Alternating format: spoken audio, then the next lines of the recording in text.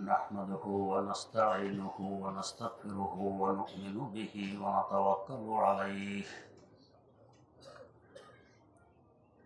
ونعوذ بالله من شرور أنفسنا ومن سيئات أعمالنا من يهده الله فلا مضل له ومن يضلله فلا هادي له ونشهد أن لا إله إلا الله وحده لا شريك له ونشهد أن سيدنا ونبينا ومولانا محمدا عبده ورسوله أرسله بالحق بشيرا ونذيرا وداعيا إلى الله بإذنه وسراجا منيرا صلى الله تعالى عليه وعلى آله وأصحابه وسلم تسليما كثيرا كثيرا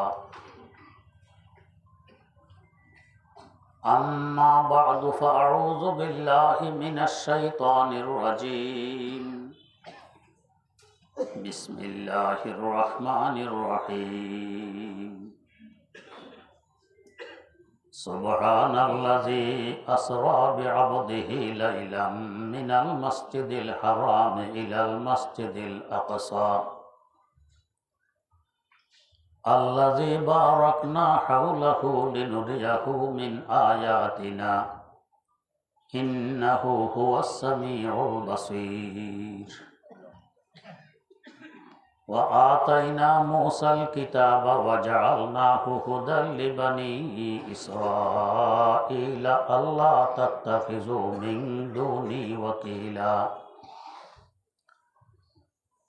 ذرية من حملنا مع نوح إنه كان عبدا شكورا وقضينا إلى بني إسرائيل في الكتاب لتفسدن في الأرض مرتين ولتعلن علوا كبيرا فإذا جاء وعد أولاهما بعثنا عليكم عبادا لنا أولي بأس شديد فجاسوا خلال الديار وكان وعدا مفعولا ثم رددنا لكم الكرة عليهم وأمددناكم بأموال وبنين وجعلناكم أكثر نفيرا إن أحسنتم أحسنتم لأنفسكم وإن أسأتم فلها فإذا جاء وعد الآخرة ليسوءوا وجوهكم وليدخلوا المسجد كما دخلوا أول مرة وليتبروا ما علوا تتبيرا صدق الله مولانا العظيم সূরা ইসরার শুরু থেকে তেলাওয়াত করা হয়েছে। তেলাওয়াতকৃত আয়াত সম্পর্কে গত কয়েক মজলিসে আলোচনা হয়েছিল। প্রথম আয়াতে মেরাজ সম্পর্কে আলোচনা ছিল।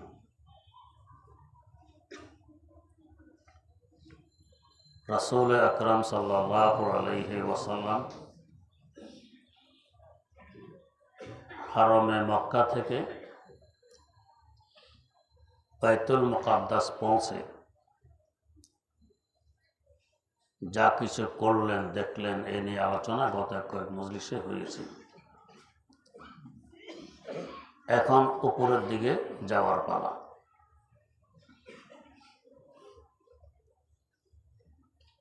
রাসূল আকরাম সাল্লাল্লাহু আলাইহি ওয়াসাল্লাম ইরশাদ ফরমান, জান্নাত থেকে একটি সিঁড়ি আনা হয়। এত সুন্দর সিঁড়ি আর কখনো জীবনে দেখিনি। এই সিঁড়ির মাধ্যমে উঠতে লাগলেন উপরের দিকে।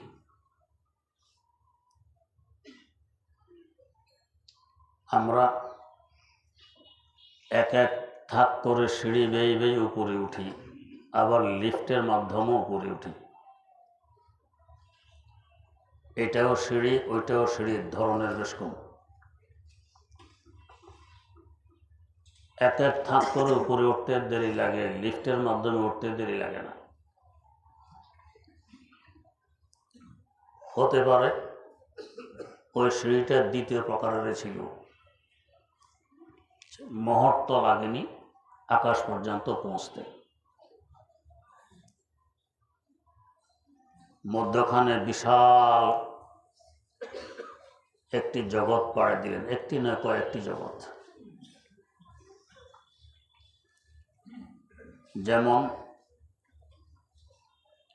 এখন আমরা আছি কুররায়ে আরদের মধ্যে, মাটির জগতে। এর বাইরে সৌরজগৎ, এর বাইরে গ্যালাক্সির জগৎ, এর বাইরে গ্যালাক্সি গুচ্ছের জগৎ, এর বাইরে মহা গ্যালাক্সির জগৎ। এই পুরা জায়গাটাকে বলা হয় কুররায়ে হাওয়া। এক একটি জগৎ অসংখ্য অগণিত লক্ষ কোটি মাইল ব্যাপী। হাওয়ার জগৎ, বাতাসের জগৎ শেষ, এরপরে কুররায়ে জামহারির। এখান থেকে নিয়ে বাতাসের জগৎ যে পরিমাণ, জামহারিরও এর থেকে ছোট নয়। অসংখ্য গণিত লক্ষ কোটি কিলোমিটার ব্যাপী কুররায়ে জামহারির ঠান্ডার জগৎ। এটা পড়ে দেওয়ার পরে আসলো কুররায়ে নার, আগুনের জগৎ। অসংখ্য গণিত লক্ষ কোটি কিলোমিটার ব্যাপী কুররায়ে নার, আগুনের জগৎ। এরও অসংখ্য গণিত লক্ষ কোটি কিলোমিটার উপরে গিয়ে প্রথম আকাশ। প্রথম দিনের বয়ানে শুনেছেন গতি এত দ্রুত ছিল, ঠান্ডার প্রভাব ফেলে তাকে ঠান্ডা করবে এই সময়টা ঠান্ডার জগতে পায়নি। এর আগে তিনি ঠান্ডার জগৎ অতিক্রম করে উপরে চলে গেছেন। এরপরে অসংখ্য গণিত লক্ষ কোটি কিলোমিটার ব্যাপী আগুনের জগৎ। আগুনও তার ক্রিয়া প্রকাশ করতে, তার প্রভাব বিস্তার করতে একটু সময় লাগে। ওই সময়ের আগেই তিনি আগুনের জগৎ অতিক্রম করে উপরে চলে গেছেন, তাই পড়া যাওয়ারও প্রশ্ন এখানে আসে না। এরপরে এখান থেকে নিয়ে প্রথম আকাশ পর্যন্ত যে পরিমাণ জায়গা খালি, দারিমি শরীফে হাদিস বর্ণিত আকাশটি এই পরিমাণ মোটা। এটা পুরা পাড়ি দিয়ে আকাশের উপরে উঠলেন। আকাশের গেটে দারোয়ানও আছে। হযরত জিবরাইল আমিন আলাইহিস সালাম গেট খোলাইলেন, জিজ্ঞেস করলো সাথে কে? সাথে শাহেদ আলম সাল্লাল্লাহু আলাইহি ওয়াসাল্লাম। আকাশ তো ধন্য তার আগমনে, আকাশের দরবানও ধন্য তার আগমনে। উপরে উঠলেন, সেখানে উঠে সাক্ষাৎ পাইলেন এক মুরব্বী। হযরত জিবরাইল আমিন আলাইহিস সালাম বললেন, একে সালাম করুন। হুজুর সালাম দিলেন। মুরব্বী সালামের জবাব দিলেন, ওয়া আলাইকা সালামু ইয়া ইবনা সালেহ। তোমার উপর অসংখ্য অগণিত শান্তি বর্ষণ হোক, ও আমার নেক সন্তান। সন্তান বলে সম্বোধন করলেন। হযরত জিবরাইল আমিন আলাইহিস সালাম বললেন, ইনি আপনার আদি পিতা আদম আলাইহিস সালাম। প্রথমে মুরব্বীর সাথে সাক্ষাৎ। আমরা যখন কোনো সফরে যাই, মুরব্বীদের থেকে দোয়া নিয়ে যাই। তো হুজুররা প্রথম মুরব্বীর সাথে সাক্ষাৎ, আদি পিতা মুরব্বীর সাক্ষাৎ করে এরপরে সামনে চলবেন। কারণ যে পরিমাণ উপরে আসলেন সফর করে, এর থেকে কয়েক কোটি গুণ উপরে যেতে হবে। ওনার দোয়া নিয়ে সামনে চললেন। এভাবে পৌঁছলেন দ্বিতীয় আকাশ। গেট খোলা হলো, দ্বিতীয় আকাশে পৌঁছলেন। সৈয়দেনা হজরত ঈসা আলা নবিয়্যিনা ওয়া আলাইহিস সালাতু ওয়াস সালামের সাথে সাক্ষাৎ ঘটে। জিবরিল আমিন আলাইহিস সালাম বললেন, তাকে সালাম করুন। সালাম করলেন, জবাব দিলেন, ওয়া আলাইকাস সালাম ইয়া আখি সালেহ, তোমার উপরও শান্তি বর্ষণ হোক ও আমার নেককার ভাই। উনি এক পয়গম্বর, ইনি আর এক পয়গম্বর, তাই ভাই বলে সম্বোধন করলেন। চললেন উপরে, তৃতীয় আকাশে পৌঁছলেন। সেখানে হজরত ইদ্রিস আলাইহিস সালামের সাথে সাক্ষাৎ ঘটে। এভাবে উপরে চলতে চলতে ষষ্ঠ আকাশে পৌঁছলে হজরত মূসা আলাইহিস সালামের সাথে সাক্ষাৎ ঘটে। সপ্তম আকাশে পৌঁছলেন, জাতির পিতা সৈয়দনা ইব্রাহিম আলা নবিয়্যিনা ওয়া আলাইহিস সালাতু ওয়াস সালামের সাথে সাক্ষাৎ ঘটে। এখানে প্রথম আকাশে আল্লাহ রাব্বুল আলামিনের অনেক নিদর্শনাবলীও দেখলেন। লিনুরিয়াহু মিন আয়াতিনা, আমার অনেক নিদর্শন তাকে দেখানোর জন্যই এই সফর। যেমন একটি নিদর্শন দেখলেন, মুরব্বির ডান দিকে কতগুলো মানুষ, বাম দিকে কতগুলো মানুষ। মুরব্বি যখন ডান দিকে তাকান তো হাসেন, চেহারা ফস্ফুটিত হয় আনন্দে। যখন বাম দিকে তাকান তো চেহারা মলিন হয়, কাঁদেন। হজরত জিবরিল আমিন আলাইহিস সালামকে জিজ্ঞেস করা হইল, কারণ কি, ডান দিকের এরা কারা, বাম দিকের এরা কারা, ওইদিকে কেন উনি হাসেন, এদিকে কেন কাঁদেন? হজরত জিবরিল আমিন আলাইহিস সালাম জবাব দিলেন যে এরাও আদম সন্তান, ওরাও আদম সন্তান। বেশ কম হইল, ডান দিকে যারা এরা নেককার, বাম দিকে যারা ওরা বদকার। এরা মুমিন, ওরা কাফের, মুশরিক, নাস্তিক, মুরতাদ। যেহেতু এরা জান্নাতি, এদের দিকে তাকাইলে আব্বা খুশি হন, আমার এই সন্তানেরা জান্নাতে থাকবে, আরামে থাকবে। সন্তানের সুখ শান্তি দেখলে আব্বা আম্মা খুশি হন। আর ওইদিকে তাকাইলে যেহেতু জাহান্নামী, এরাও তো সন্তান, জাহান্নামে যাবে, মনের দুঃখে কাঁদেন এবং চেহারা মলিন হয়ে যায়। এবং এর পাশাপাশি দেখলেন ডান দিকে একটি ছিদ্র, বাম দিকে আরেকটি ছিদ্র। ডান দিকের ছিদ্র থেকে ঘ্রাণ বেরিয়ে আসে, এমন ঘ্রাণ নাক কোনোদিন পায়নি। আর বাম দিকের ছিদ্র থেকে দুর্গন্ধ। এইটা কি? এই ছিদ্র যোগাযোগ আছে জান্নাতের সাথে, তার জান্নাতের ঘ্রাণ আসতেছে। আর ওই ছিদ্রের যোগাযোগ জাহান্নামের সাথে, তার সেখানের দুর্গন্ধ আসতেছে। এখান থেকে ইশারা যে সামনে আপনাকে আলমে আখিরাতেরও সফর করা লাগবে। জান্নাতও দেখবেন, জাহান্নামও দেখবেন, উভয়টার মুআয়ানা হবে, দেখা হবে, পরিদর্শন হবে। ষষ্ঠ আকাশে মূসা আলাইহিস সালাম, সপ্তম আকাশে ইব্রাহিম আলাইহিস সালাম। এর উপরে সিদরাতুল মুনতাহা, অসংখ্য গণিত লক্ষ কোটি কিলোমিটার উপরে সিদরাতুল মুনতাহা। এটা হলো নিম্ন জগতের উপরের সীমা। মুনতাহা মানে শেষ, নিম্ন জগতের উপরের সীমা শেষ। ঊর্ধ্ব জগতের নিচের সীমাও শেষ। উপরের দিক থেকেও এটা শেষ সীমা, নিচের দিক থেকেও এটা শেষ সীমা, তাই সিদরাতুল মুনতাহা। চিন্তা করুন এক এক জগতের উচ্চতা কি পরিমাণ।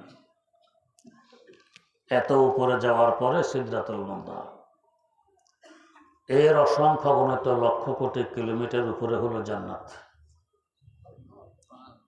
আল্লাহ পাক সূরা নাজমের মধ্যে বলেন, ওয়ালাকাদ রাআহু নাজলাতান উখরা ইনদা সিদরাতিল মুনতাহা ইনদাহা জান্নাতুল মাওয়া। সিদরাতুল মুনতাহার কাছে তথা উপরে হলো জান্নাত।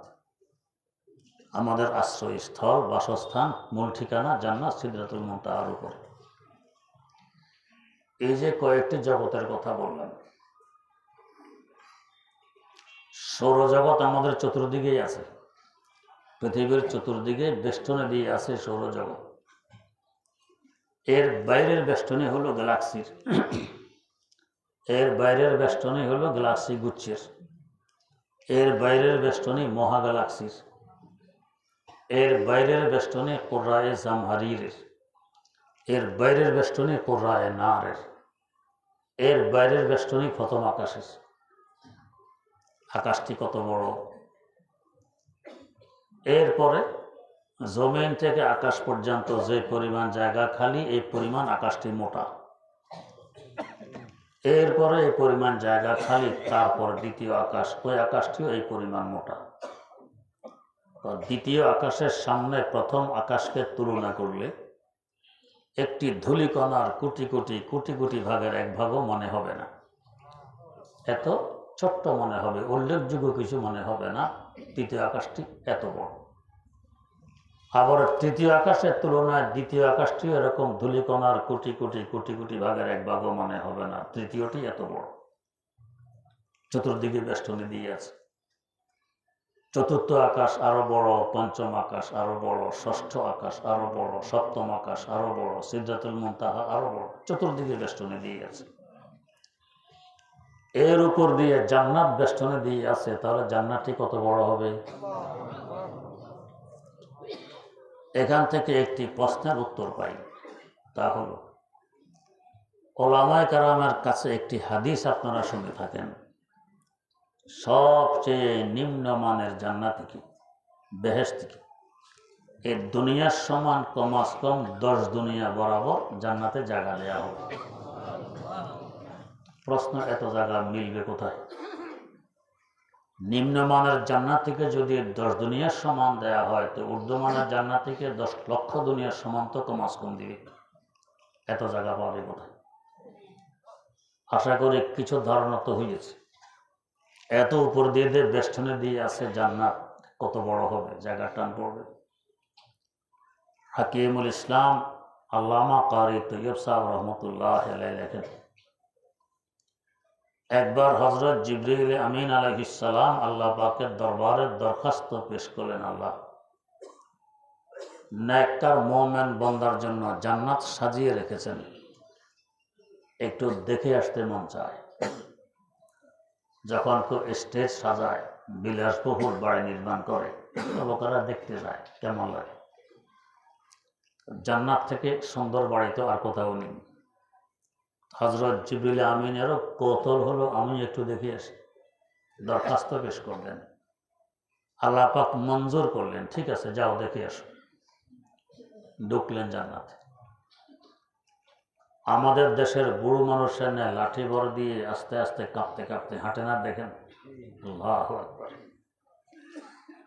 উঠতেছেন আর দেখতেছেন, উঠতেছেন আর দেখতেছেন। তা কি গতিতে উড়া? আমাদের দেশের হেলিকপ্টারের গতিতে। আল্লাহ, আমরা আন্তর্জাতিক প্লেনে উড়ি, গতি কত হয়? 1 থেকে 1,500 কিলোমিটার, 2খানা পাখা দিয়ে ওড়েন। আর হযরত জিবরিল আমিন 600 পাখা দিয়ে ওড়েন, গতি কেমন হবে? বুখারী শরীফের ব্যাখ্যা গ্রন্থ ফজলুল বারীতে উল্লেখ আছে। তাকে একদিন জিজ্ঞেস করা হয়, জনাব আপনার গতি কেমন? তো বললেন যে আমার গতি কি বুঝবে, একটি ঘটনা বলছি, আন্দাজ করতে পারবে। কি ঘটনা? ঘটনা হলো, যখন আল্লাহর পয়গম্বর হযরত ইউসুফ আলাইহিস সালামকে তার ভাইয়েরা কূপে ফেলে দেয়, তখন আমি ছিলাম সিদরাতুল মুনতাহায়, কত উপরে। ফেলে দেওয়ার পর আল্লাহ পাকের পক্ষ থেকে আদেশ আসলো, জিবরাইল, আমার পয়গম্বর ইউসুফকে তার ভাইয়েরা কূপে ফেলে দিয়েছে, তিনি পানিতে পৌঁছার আগে আগে তুমি গিয়ে তাকে তুলে ধরো। ফেলে দেওয়ার পর আমি আদেশপ্রাপ্ত হলাম, আমি সিদরাতুল মুনতাহায়। আদেশ পেয়ে জমিনের কেনানের কূপে এসে তাকে তুলে ধরেছি, তখনও তার পা মোবারক পানি পর্যন্ত পৌঁছতে পারেনি। কেমন গতি! আর এমন গতি হবেই না বা কেন? মুসনাদে আহমদ বিন হাম্বল 52 খণ্ডের একটি হাদিসের কিতাব। এই কিতাবে একটি হাদিস উল্লেখ আছে, একদিন রাসূল আকরাম সাল্লাল্লাহু আলাইহি ওয়াসাল্লাম বললেন, জিবরাইল, আপনি তো মানুষের আকার আকৃতি নিয়ে আমার কাছে ওহী পৌঁছাইতে আসেন, আসল আকারে একটু দেখতে চাই আপনি কত বড়। আসে তো মাইক্রো হয়ে, ছোট হয়ে আসে। ফেরেশতারা ছোট হতে পারেন, বড় হতে পারেন, বিভিন্ন সূরতও ধরতে পারেন। জিসমুন নূরানিয়্যুন ইয়াতাশাক্কালু বিআশকালিন মুখতালিফাত, নূরানি একটি দেহ তাদের, যে কোনো সূরত তারা ধারণ করতে পারেন। মানুষের সূরত ধরে হুজুরের কাছে আসেন। হুজুর চাইলেন আসলে আপনি কত বড়, আসল আকারটা কি একটু দেখতে মন চায়। তিনি বললেন তাহলে আপনি পূর্ব আকাশের দিকে তাকিয়ে থাকুন, আমি চেষ্টা করছি। এই বলে দরবারে নবুয়ত থেকে বিদায় নিলেন। রাসূলুল্লাহ সাল্লাল্লাহু আলাইহি ওয়াসাল্লাম পূর্ব আকাশের দিকে তাকিয়ে বসে রইলেন। দেখতেছেন আকাশ থেকে কালো রঙের একটি পর্দা নিচের দিকে নামতেছে। নামতে নামতে জমিনে এসে ঠেকলো, উপরের দিক খালি হলো না। এভাবে আকাশ থেকে জমিন, দক্ষিণ মেরু থেকে উত্তর মেরু, পুরা খালি জায়গাটি ভরাট হয়ে গেছে এই পর্দা দ্বারা। একটু পর আবার পর্দাটি সরে যায়। এর একটু পর দেখেন হযরত জিবরিল আমিন হুজুরের সামনে আগের ন্যায় মানুষের আকার আকৃতিতে উপস্থিত। জিজ্ঞেস করলেন পূর্ব আকাশের দিকে তাকিয়ে থাকলে আপনাকে আসল আকারে দেখা যাবে, তাকিয়ে রইলাম, দেখা তো দিলেন না। কিছুই দেখেননি? একটি কালো রঙের পর্দা দেখেছি মাত্র। কেমন দেখলেন? তো দেখলাম আকাশ থেকে নিচে নামলো, জমিনে এসে ঠেকলো, উপরের দিক খালি হলো না। এভাবে আকাশ থেকে জমিন, দক্ষিণ মেরু থেকে উত্তর মেরু, পুরা খালি জায়গাটি ভরাট হয়ে গেছে পর্দা দ্বারা। এই তো দেখলাম। একটু পরে আবার পর্দাটি সরে গেছে। হযরত জিবরিল আমিন আলাইহিস সালাম বলেন, ও আল্লাহর রাসূল, এটি কোনো পর্দা ছিল না, ছিল আমি জিবরাইলের একখানা পাখা। একটি পাখাকে আসল আকার দিয়ে নিচে নামাইলাম, এতে আকাশ থেকে জমিন, দক্ষিণ মেরু থেকে উত্তর মেরু, পুরা খালি জায়গাটি ভরাট হয়ে গেছে। আল্লাহ রাব্বুল আলামিন আমাকে এমন বিরাট বিশাল পাখা দান করেছেন, মোট 600 খানা। বাকি 599টি পাখা কোথায় রাখবো সেই জায়গা তো এখানে নেই।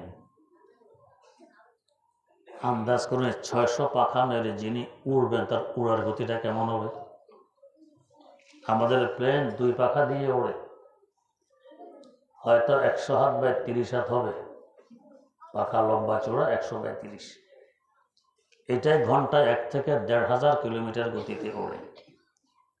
আর এই দুনিয়াব্যাপী বিরাট বিশাল 600 পাখা মেরে যিনি উড়বেন, উড়ার গতি কেমন হবে?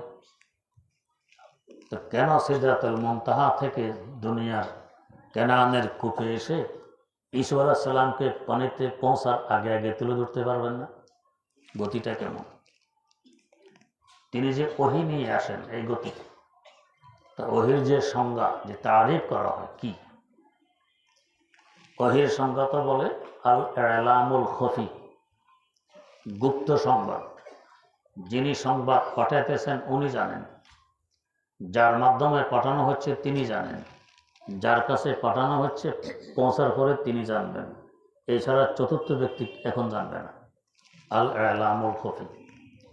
হাফেজ ইবনুল কাইয়্যিম রাহিমাহুল্লাহ তাআলা বলেন, না, শুধু গুপ্ত সংবাদকে ওহী বলে না, বরং আল ইলামুল খফি ফিস সরি, ওই গুপ্ত সংবাদকে ওহী বলা হয় যেটা এই 3 জন ছাড়া কেউ জানে না, তার পাশাপাশি তাড়াতাড়ি আসে।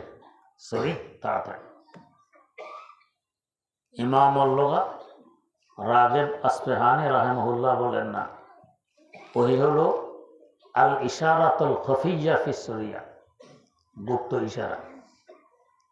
ইবারত লম্বা হয়, ইশারা সংক্ষেপ হয়। যেমন যদি আমি বলি, ভাই গরম লাগতেছে, ঘামিয়ে গেছি, ফ্যান ছাড়া প্রয়োজন, সুইচ কোথায় কে জানেন, একটু ফ্যানটা ছেড়ে দিন, তো লম্বা হইল কথাটা। আর যদি আঙ্গুলটা এমনি ঘুরাইয়ে দিই, যাদের বুদ্ধি শুদ্ধি আছে বুঝবে হুজুর ফ্যান ছাড়তে বলতেছেন, তো বুদ্ধি শুধু না থাকলে বুঝবে হুজুরের মনে হয় মাথা ঘুরে, এই জন্য আঙ্গুল ঘুরে মাথায় পানি ঢালতে হবে। তো যাই হোক, ইশারার সংক্ষেপ হয়, কোরআনে কারীম সংক্ষেপ। কিয়ামত পর্যন্ত আনাওয়ালা যত সমস্যা সামনে আসবে সব সমস্যার সমাধান কোরআনে আছে। ইশারা এটা বুঝবেন হযরতে মুজতাহিদিনে কেরাম, ওনারা ইজতিহাদ করে বের করতে পারেন, আমরা পারবো না।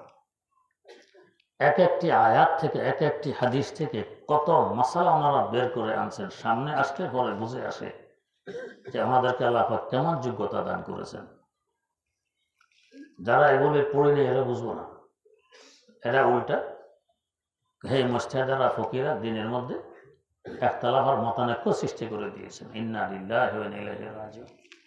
তারা না থাকলে কোটি কোটি মতানৈক্য হইত। যেমন আহলে হাদিস ভাই এরা মযহাব মানে না, ইমাম মানে না। এ পর্যন্ত আমাদের সামনে 30-এর উপরে মতামত তাদের আসছে, 30 ভাগে বিভক্ত হয়েছে। আমরা যারা ইমাম মানি মাত্র 4 ভাগ। কোনটা বলো? তাও এই 4 ভাগ, 1 ভাগ আর 1 ভাগকে কাফের বলে না, মুশরিক বলে না, ফাসিক বলে না, গোমরা বলে না, বরং ইজ্জত এহতেরামের দৃষ্টিতে দেখে। শাফি মাযহাবের প্রবর্তক ইমাম শাফি রাহিমাহুল্লাহু তাআলা কত বড় ইমাম। আমাদের মাযহাবের ইমাম ইমাম আযম আবু হানিফা রাহিমাহুল্লাহু তাআলা মাজার জিয়ারতে আসছেন। আর ওনার মাযহাব হলো কুনুত পড়বে ফজরের নামাজের মধ্যে, ভিতরে নয়। উনি এখানে এসে ভিতরে কুনুত পড়লেন। ইমাম শাফি নিজের মাযহাব বাদ দিয়ে কুনুত পড়লেন। নামাজে জিজ্ঞেস করা হইলে, হুজুর আপনি তো কুনুত পড়ার কথা বলেন ফজরের নামাজে, এখানে ভিতরে পড়লেন যে? জবাব দিলেন, এত বড় ইমামের কবরের কাছে আসছি, তার মতামতের পরিপন্থী নামাজ পড়তে আমার কাছে লজ্জা লাগে, তাই আমি এখানে কুনুত পড়ছি। এটা তার মাযহাব। কি পরিমাণ ইজ্জত এহতেরাম একজন আরেকজনকে করে। আলহামদুলিল্লাহ আপনাদের অনুসারী যারা, এরাও এদের নাম নিতে কত ইজ্জত এহতেরামের সাথে নাম নেওয়া হয়, সাথে রাহিমাহুল্লাহ, রহমতুল্লাহ আলাইহি ইত্যাদি বলে। ওনাদেরকে দিয়ে দেখুন 30 ভাগে বিভক্ত 1 ভাগ আর 1 ভাগকে কি বলে, হুলস্থুল অবস্থা। যাই হোক, তো এক একটি আয়াত থেকে এক একটি হাদিস থেকে অসংখ্য মাসালা তারা বের করে আনেন। কেন? এটা তো ইশারা। আল্লাহ পাক ওই বুঝ ওনাদেরকে দিয়ে পাঠাইছেন এই জগতে, তাই তারা ইশারাগুলো বুঝে নেন আল্লাহ পাক এনে কি বলতে চান। সবাই এটা বুঝবে না। আল ইশারাতুল খফিয়া ফিস সরিয়া, জলদি আসে এবং জলদি বুঝেও আসে। কত জলদি বুঝে আসে! শায়েখ আকবর ইবনুল আরবি রহমতুল্লাহ আলাইহি লেখেন, ওহি আল্লাহ রাসূল সাল্লাল্লাহু আলাইহি ওয়াসাল্লামের কানে পড়া মাত্র এটার অনুবাদ কি, ব্যাখ্যা কি, বিশ্লেষণ কি, তাফসির কি, এর থেকে কি কি মাসালা বের হয়, একসাথে সব কিছু তিনি বুঝে ফেলেন। ফিসরিয়া, আসো তাড়াতাড়ি, বুঝুনও তাড়াতাড়ি। আর এত তাড়াতাড়ি বুঝবেন না বা কেন? আল্লাহ পাক তো আয়াত নাযিল করে জানাই দিলেন, লা তুহাদ্দিক বিহি লিসানাকা লিতাআজালা বি ইন্না আলাইনা জামআহু ওয়া কুরআনা। কিভাবে পড়তে হবে, কিভাবে মুখস্থ রাখতে হবে, ও নবীরা আমার দায়িত্বে। আপনি জিবরিল আমিনের সাথে তাড়াহুড়া করে ঠোঁট নেড়ে পড়ার দরকার নেই, জবান নেড়ে পড়ার দরকার নেই। আপনি সিনে আমি বসাই দিই। ব্যাখ্যা বিশ্লেষণ কি? সুম্মা ইন্না আলাইনা বায়ানা, এর ব্যাখ্যা কি হবে, বিশ্লেষণ কি হবে, তাফসির কি হবে, অনুবাদ কি হবে, কি কি হুকুম বেরিয়ে আসবে, সব আমার দায়িত্বে, আপনাকে আমি বুঝিয়ে দিব। আল্লাহ পাক আয়াত নাযিল করলেন, আজকে বুঝাবেন 3 বছর পরে, সাথে সাথে আসো তাড়াতাড়ি সরি, বুঝেও আসে তাড়াতাড়ি সরি। তাই আল ইশারাতুল খফিয়া ফিস সরিয়া, খুব জলদি বুঝে আসে। আল্লাহ, তা হযরত জিবরিল আমিন আলাইহিস সালাম কি পরিমাণ দ্রুত ওহী নিয়ে আসেন। তো এত দ্রুত আসার দরকারটা কি? আস্তে আস্তে আসলে রাস্তায় কত মাখলুকের সাথে সাক্ষাৎ হয়। জিজ্ঞেস করবে, হুজুর কই যান? যাই মদিনা শরীফ। কি কাজ? ওহী পৌঁছাতে যাই। কি ওহী একটু শুনি তো। শোনার পরে সব এটার পরিবর্তে হেঁটে হলে না ভালো হইত, এই শব্দটা না থাকলে ভালো হইত। হয়তো সংযোজন বিয়োজনের ভয়। এই পরিমাণ গতিতে আসতে দেন, হুজুরের হওয়া বলার আগে কয়েক কোটি কিলোমিটার আগে চলে গেছেন। তো কোথায় বলবে কি নিয়ে যান, কই যান? সংযোজন বিয়োজনের কোনো ভয় আছে? আর ভয় নেই। ওহির হেফাজতের এটার একটা ব্যবস্থা যে দ্রুত গতিতে ওহি নিয়ে আসতেছে, জিজ্ঞেস করার সুযোগ নেই। আল্লাহ। তো হযরত জিবরিল আমিন এই পরিমাণ গতির মানুষ, তারপরও তো হুজুরের সাথে সিদরাতুল মুনতাহা পর্যন্ত যাওয়ার পর গতি আর মিলাতে পারলেন না। প্রথম দিনের বয়ানে আপনারা শুনেছেন, এখানে খেলতে করলেন, হুজুর সামনে উপরে চলতেছেন সিদরাতুল মুনতাহা থেকে। আল্লাহ। তো বলতেছিলাম এই গতিতে জিবরিল আমিন উঠতেছেন আর জান্নাত দেখতেছেন। তাহলে এক এক সেকেন্ডে কত অগণিত লক্ষ কোটি কিলোমিটার অগ্রসর হন, গতিটা কেমন? এই গতিতে উঠতেছেন, দেখতেছেন, উঠতেছেন, দেখতেছেন। কয়েক লক্ষ বছর উড়ার পর জিজ্ঞেস করতেছেন, আল্লাহ বেহেশতের ওই কিনারা আর কত দূরে? কত বড় বেহেশত? তার 10 দুনিয়া কেন 10 কোটি দুনিয়া যদি দিয়ে দেয়, এক একজনকে জায়গা টান পড়বে? টান পড়বে না, এত বড় জান্নাত। এর অসংখ্য গণিত লক্ষ কোটি কিলোমিটার উপরে হলো কুরসি। আল্লাহ পাক কোরআনে কারিমে বলেন, ওয়াসিআ কুরসিয়ুহুস সামাওয়াতি ওয়াল আরদ। আল্লাহর কুরসি সকল আকাশ এবং জমিনকে বেষ্টনী দিয়ে আছে। কত বড় এই কুরসি! এর অসংখ্য গণিত লক্ষ কোটি কিলোমিটার উপরে বেষ্টনী দিয়ে আছে আরশ, সবার উপরে। আরশ কত বড় আসমানি সিংহাসন, কত বড় সিংহাসন! যার সিংহাসন এত বড়, তিনি কেমন মহান! রাসূল আকরাম সাল্লাল্লাহু আলাইহি ওয়াসাল্লাম সিদরাতুল মুনতাহা পর্যন্ত পৌঁছলেন। সেখান থেকে আসলো রফরফ, একটি সবুজ রঙের বিছানা। এই সবুজ রঙের বিছানায় হুজুর তাশরিফ নিলেন। এই বিছানা হুজুরকে নিয়ে উড়া আরম্ভ। জিবরিল আমিনের গতি কি এর থেকে লক্ষ কোটি গুণ দ্রুত গতিতে চলছেন উপরের দিকে। কে দরসিদরা জিবরিল আজুর বাজমান বদো গুফতে সালারে বাইতুল হারাম কে আয় হামেলে ওয়াহি বরতর হারাম চঁদর দোস্তি মুখলসম ইয়াফতি আয়না নামজে সোবত চেরাতাফতি বগুফতা ফরাতর মাজালাম নামান্দ বমন্দম কে নিরো ये बालम नमांद अगर एक सारे मो ये बरतर परम फरोगे तजल्ली बसोजा परम फरोगे तजल्ली बसोजा परम। তার গতির সাথে গতি মিল দেওয়ার গতি আর জিবরিল আমিন আলাইহিস সালামের নেই। এত দ্রুত গতিওয়ালা মাখলুক ক্ষেত্রেও দ্রুত গতিতে চলছে নবী করিম সাল্লাল্লাহু আলাইহি ওয়াসাল্লাম।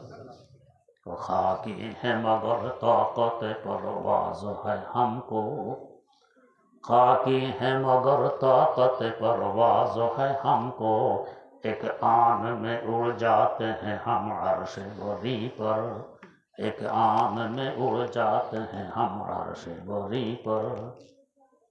আল্লাহ কলি নিজের গতির কথা বলতেছেন।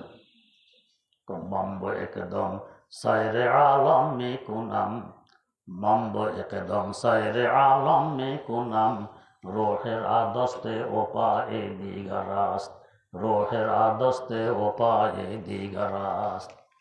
এক মুহূর্ত লাগে না, পুরা কায়নাত ঘুরে আসতে পারে রুহানি ভাবে। আল্লাহ পাক গতি দান করেছেন মানুষকে, হারিয়ে ফেলেছি। কেন হারাইলাম? आए तारे लागोती उस रिस्क से मौत अच्छी, आए तारे लाहोती उस रिस्क से मौत अच्छी, जिस रिस्क से आती हो परवाज में कोताही, जिस रिस्क से आती हो परवाज में कोताही। খাওয়া হারাম, পড়া হারাম, দেখা হারাম, শোনা হারাম, চলা হারাম, বলা হারাম, হারামের ভিতরে ডুবে আছি। ওই উড়ার শক্তি থাকবে কোথেকে?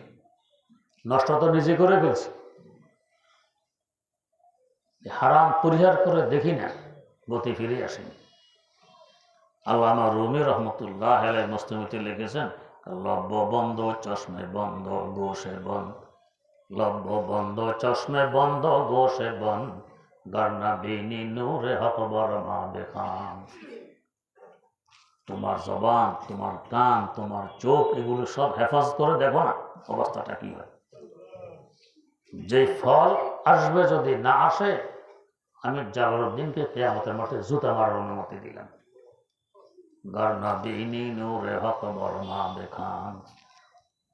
আল্লাহ রাসূল রফরফে করে এর থেকে লক্ষ কোটি গুণ বেশি গতিতে চললেন উপরের দিকে।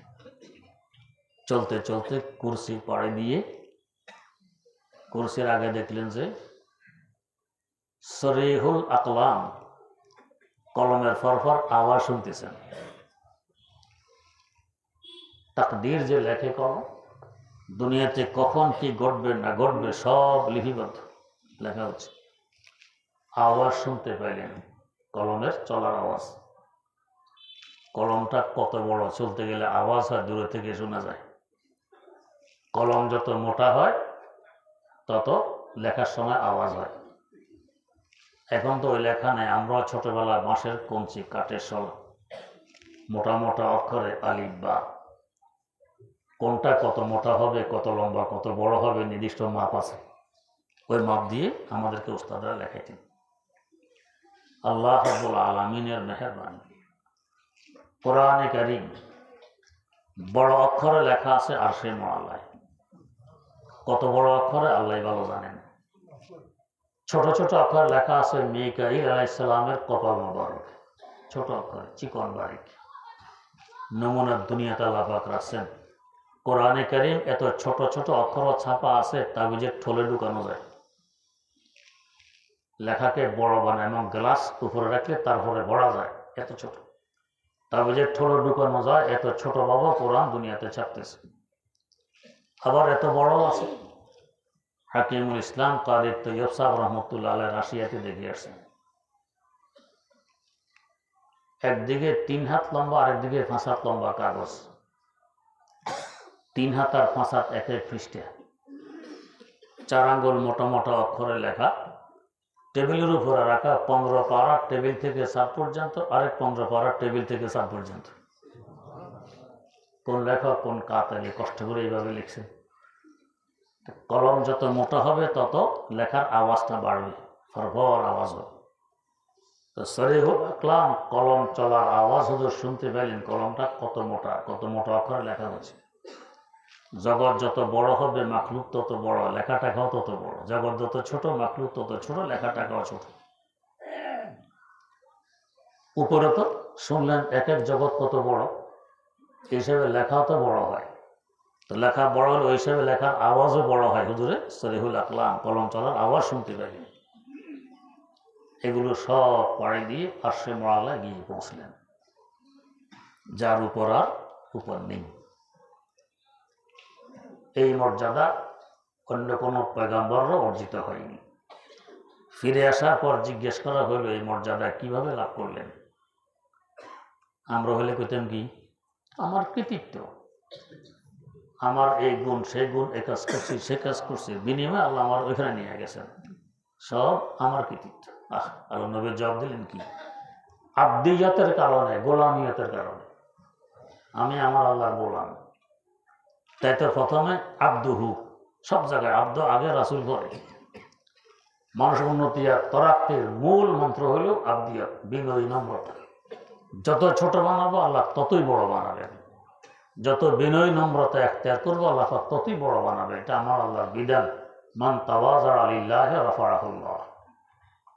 এত উপরে গেলেন, ফিরে আসার পরে জিজ্ঞেস করা হইল মর্যাদা কিভাবে অর্জিত হইল? জবাব দিলেন, গোলামের কারণে। আমি বড় গোলাম। কারণ কি? গোলামে হক সুদান আইনে তরা কিস্ত, গোলামে হক সুদান আইনে তরা কিস্ত, গোলামিয়ে খোদা খুদ আইনে শাহিস্ত, গোলামিয়ে খোদা খুদ আইনে শাহিস্ত। বাদশার গোলামি করা মানে গোলামদের বাদশাহী করা। দেখছে না প্রধানমন্ত্রীর পিএস কি পাওয়ার দেখায়, মাঝে মাঝে মসজিদে বেশি। আল্লাহ রাব্বুল আলামিনের যে যত বড় গোলাম, সে তত বড় বাদশা। আল্লাহ গোলামিয়ে খোদা খুদ আইনে শাহিস্ত, আল্লাহর গোলামি করা, গোলামদের উপর বাদশাহী। তো রাসূল আকরাম সাল্লাল্লাহু আলাইহি ওয়াসাল্লাম বলেন, গোলামির বরকতে আমি সবচেয়ে বড় গোলাম।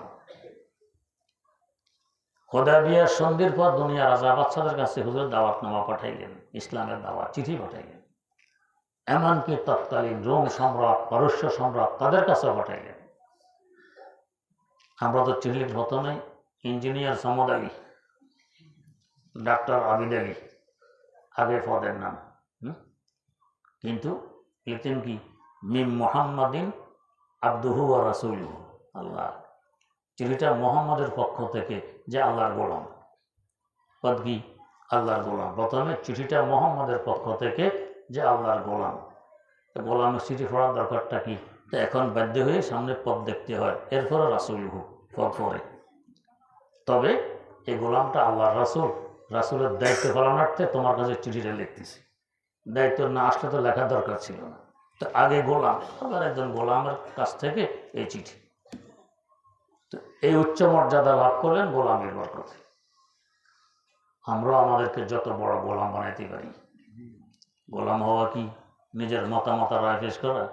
না, আমার আল্লাহ যে আদেশ করেন, আমার না সালাম না, এটাই ঠিক, এটাই মানি।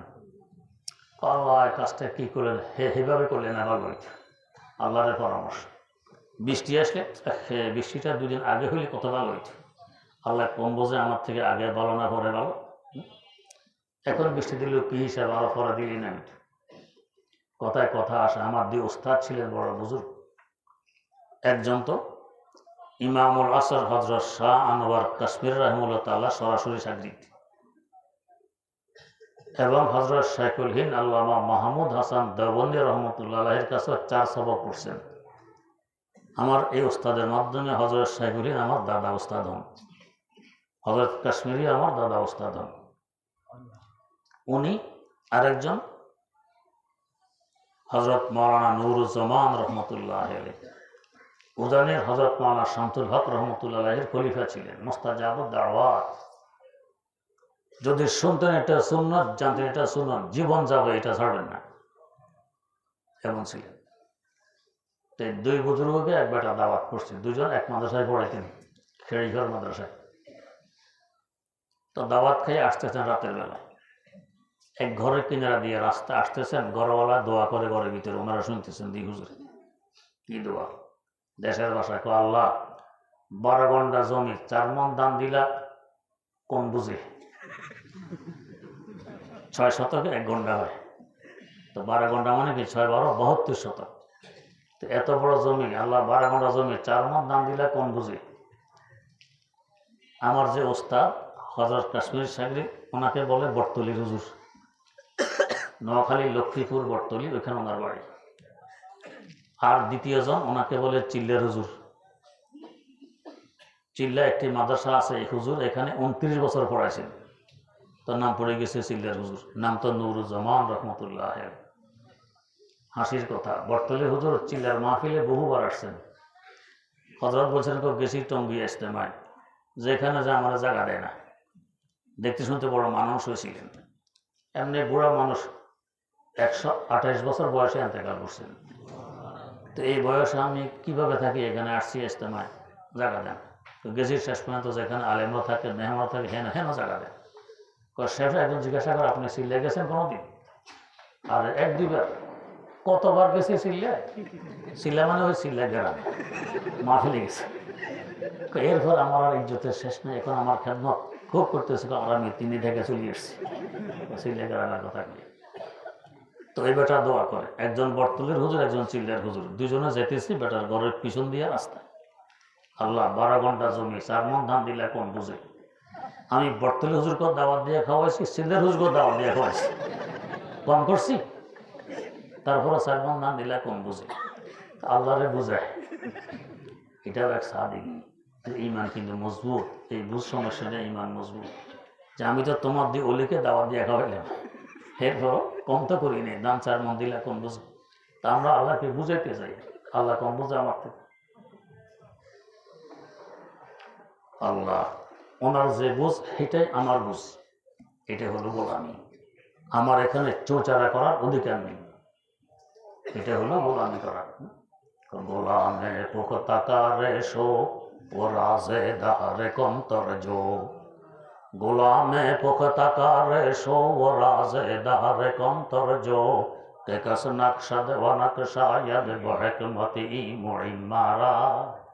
কেন বৃষ্টি কালকে দিলেন, কেন দুদিন পরে দিলেন না, এর রহস্য উনিও জানেন, এটা আমি জানবো না। আলেমুল গায়েব তিনি, আমি নই। যত বড় গোলাম হতে পারবো তত মর্যাদা বাড়তে থাকে। রাসূল আকরাম সাল্লাল্লাহু আলাইহি ওয়াসাল্লাম এত উপরে পৌঁছলেন কেন? গোলামির বরকতে। আল্লাহ রাব্বুল আলামিন আমাদেরকে গোলামি করার তৌফিক দান করুন। সুবহানাল্লাহি ওয়া বিহামদিহি সুবহানাকাল্লাহুম্মা ওয়া বিহামদিক আশহাদু আল্লা ইলাহা ইল্লা আনতা আস্তাগফিরুকা ওয়া আতুবু ইলাইক।